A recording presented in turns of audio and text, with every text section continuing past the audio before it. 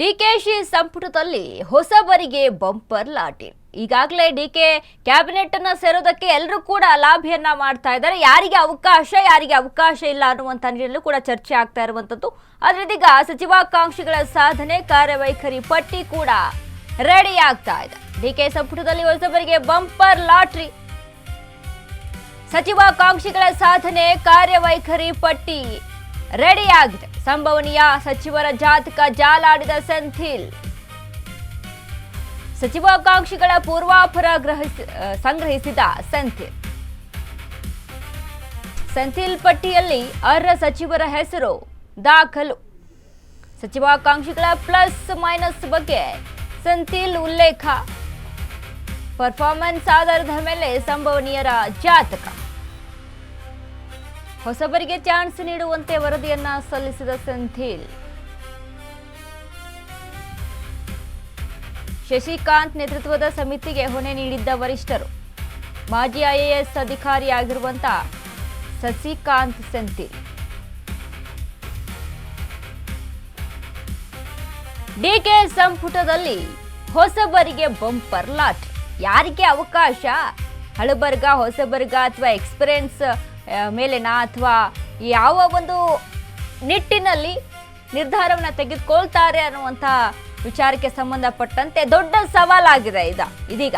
ಅಂದ್ರೆ ಯಾವ ಶಾಸಕರನ್ನು ಕೂಡ ಆಯ್ಕೆ ಮಾಡ್ಕೊಂಡ್ರೆ ಯಾವ ಶಾಸಕರಿಗೆ ಲಾಭ ಹೇಗೆ ಅನ್ನುವಂಥ ನಿಟ್ಟಿನಲ್ಲಿ ಇದೀಗ ಸೆಂಥಿಲ್ರನ್ನೇ ಆಯ್ಕೆ ಮಾಡಿದ್ದೇಕೆ? ಹಾಗಾದ್ರೆ ಬಳ್ಳಾರಿ, ಚಿತ್ರದುರ್ಗ, ಶಿವಮೊಗ್ಗ, ದಕ್ಷಿಣ ಕನ್ನಡದಲ್ಲಿ ಸೇವೆಯನ್ನ ಸಲ್ಲಿಸಿದ್ದಾರೆ. ಹಲವು ಜಿಲ್ಲೆಗಳಲ್ಲಿ ಅಧಿಕಾರಿಯಾಗಿ ಕಾರ್ಯನಿರ್ವಹಣೆ ಮಾಡಿದ್ದಾರೆ.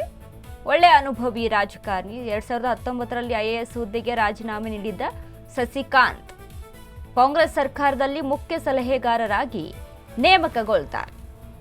2023ರಲ್ಲಿ ತಮಿಳುನಾಡು ರಾಜಕೀಯಕ್ಕೆ ಶಶಿಕಾಂತ್ ಎಂಟ್ರಿಯನ್ನ ಕೊಡ್ತಾರೆ. ತಿರುವಳ್ಳೂರು ಕ್ಷೇತ್ರದಲ್ಲಿ ಗೆದ್ದು ಸಂಸದರಾಗಿ ಸೆಂಥಿಲ್ ಆಯ್ಕೆ ಆಗ್ತಾರೆ. ಸೆಂಥಿಲ್ಗೆ ರಾಜ್ಯ ರಾಜಕಾರಣಿಗಳ ಇತಿಹಾಸದ ಅರಿವಿದೆ. ಇದೇ ಕಾರಣಕ್ಕೆ ಸೆಂಥಿಲ್ರನ್ನ ಆಯ್ಕೆ ಮಾಡಿದ ರಾಹುಲ್ ಗಾಂಧಿ. ಸೆಂಥಿಲ್ ಕರ್ನಾಟಕ ಕೇಡರ್ನ ಮಾಜಿ ಐಎಎಸ್ ಅಧಿಕಾರಿ. ಸೆಂಥಿಲ್ರನ್ನೇ ಯಾಕೆ ಆಯ್ಕೆ ಮಾಡಿದ್ರು? ರಾಜಕಾರಣದಲ್ಲಿ ಅದರಲ್ಲೂ ಈ ವಿಚಾರಕ್ಕೆ ಸಂಬಂಧಪಟ್ಟಂತೆ ಕಾಂಗ್ರೆಸ್ ಏನೋ ಒಂದು ನಿರ್ಧಾರವನ್ನ ತೆಗೆದುಕೊಳ್ಳಲೇಬೇಕು, ಆಪ್ಷನ್ ಇಲ್ಲ. ಡಿಕೆ ಶಿವಕುಮಾರ್ ಆಗಿರ್ಬೋದು, ರಾಹುಲ್ ಗಾಂಧಿಗೆ ಒಂದು ನಿಲುವು ಏನಂತ ಅಂದ್ರೆ ಹೊಸಬರಿಗೆ ಆದ್ಯತೆ ಕೊಡೋಣ, ಹೊಸ ಮುಖಗಳಿಗೆ ಅವಕಾಶ ಮಾಡಿಕೊಡೋಣ.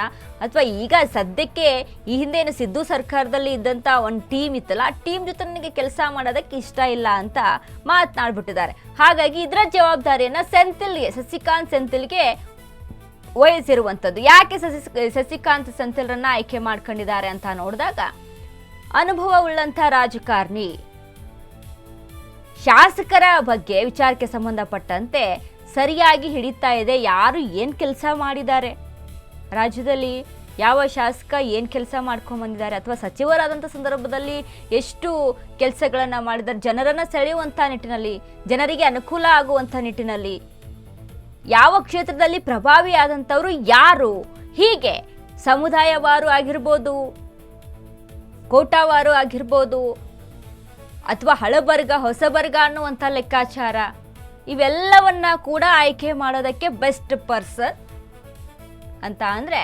ಶಶಿಕಾಂತ್ ಸೆಂಥಿಲ್ ಅನ್ನುವಂಥದ್ದು ಕಾಂಗ್ರೆಸ್ನ ನಿಲುವು. ಹಾಗಾಗಿ ಒಳ್ಳೆ ಗೈಡರು. 2023ರಲ್ಲಿ ಏನು ಕಾಂಗ್ರೆಸ್ಗೆ ನೇಮಕಗೊಳ್ತಾರ ಅಲ್ವಾ, ಹಾಗಾಗಿ ಇವೆಲ್ಲವನ್ನ ಕೂಡ ಪರಿಗಣನೆಗೆ ತೆಗೆದುಕೊಂಡು ರಾಹುಲ್ ಗಾಂಧಿ ಇವರನ್ನ ಆಯ್ಕೆ ಮಾಡಿದ್ದಾರೆ. ಬಟ್ ಇದು ಎಷ್ಟರ ಮಟ್ಟಿಗೆ ಸಕ್ಸಸ್ ಆಗುತ್ತೆ, ಯಾರಿಗೆ ಮುಳುವಾಗುತ್ತೆ, ಯಾರಿಗೆ ಹೂವಾಗುತ್ತೆ, ಕಾದ್ ನೋಡ್ಬೇಕು.